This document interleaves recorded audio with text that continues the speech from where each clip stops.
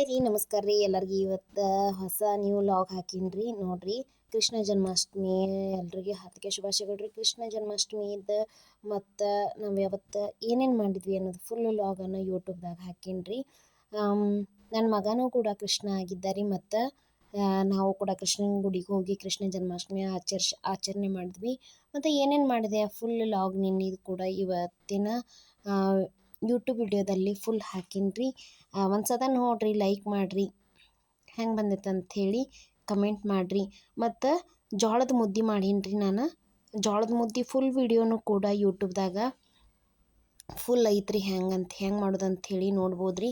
Easy ಆದಂಥ recipe, ಎಲ್ಲರೂ ಇಷ್ಟಪಟ್ಟು ತಿನ್ನುವಂಥ ಒಂದು ರೆಸಿಪಿ ಅಂತ ಹೇಳ್ಬೋದು ರೀ.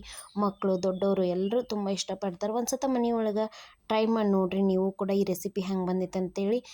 ನಮ್ಮ ವಿಡಿಯೋ ಎಲ್ಲ ಕಮೆಂಟ್ ಮಾಡಿರಿ, ಲೈಕ್ ಮಾಡಿರಿ, ಶೇರ್ ಮಾಡಿರಿ. ನಮಸ್ಕಾರ ರೀ.